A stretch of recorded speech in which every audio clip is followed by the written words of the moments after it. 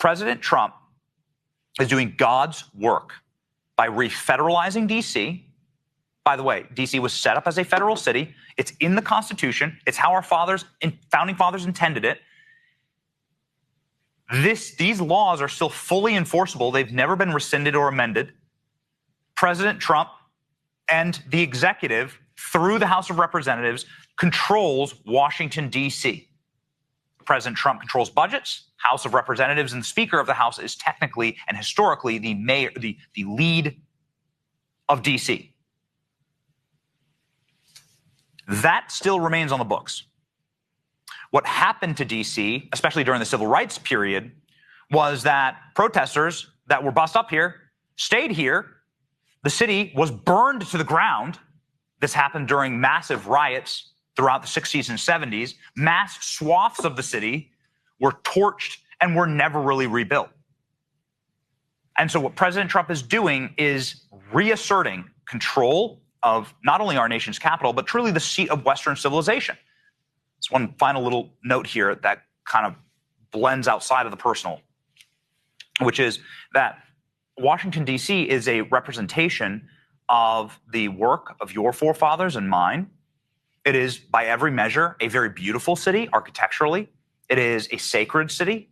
It is a sovereign place with the monuments to great men and women who've sacrificed far more than you or I could ever dream for this country.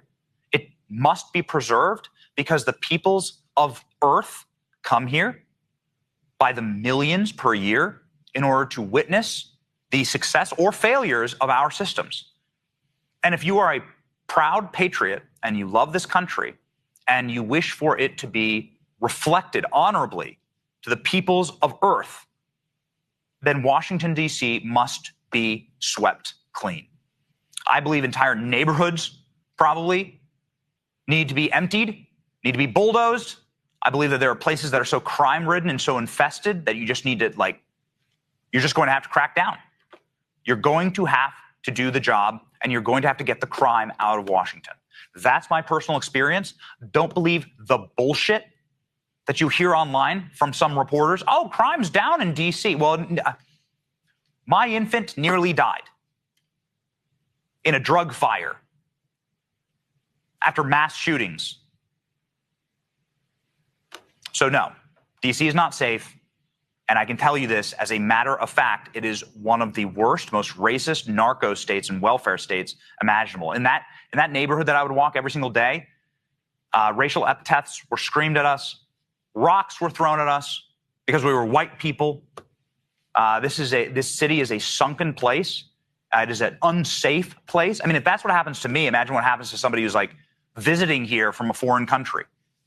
Right? It's totally and wholly unsafe and a scar on the face of our country. And it must be healed. And President Trump is going about that heavy work.